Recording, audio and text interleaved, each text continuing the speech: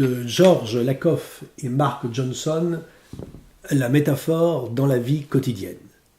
C'est un ouvrage extrêmement intéressant qui montre, ce sont deux linguistes qui ont étudié le langage, et à travers cet ouvrage, ils nous montrent que l'ensemble de notre langage est structuré par la métaphore. On pense souvent que la métaphore, c'est uniquement utilisé dans la poésie ou dans la rhétorique, et là, il nous montre que dans la vie quotidienne, dans notre langage parlé, eh bien, il n'y a que des métaphores. Les métaphores sont omniprésentes. Par exemple, la discussion. Eh bien, toute l'image qu'on a de la discussion est entièrement structurée par une métaphore de base qui est la métaphore de la guerre. On ne s'en aperçoit pas toujours, mais quand on parle, eh bien, on parle de positions défendables, de points de vue, d'arguments solides, un peu comme une bâtisse, une forteresse qu'on pourrait attaquer ou ne pas attaquer.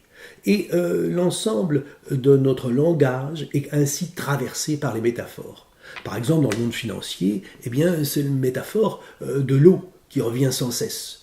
On parle de liquidité, on parle de couler une entreprise, on parle de cash flow, de prendre un bouillon, on parle même de dépôt, comme un dépôt sur un liquide. Bref, le langage est entièrement structuré avec les métaphores et les images qui sont derrière les métaphores. Et donc, on peut imaginer que toutes ces images, toutes ces métaphores ont une action directe sur notre pensée et la manière dont on vit.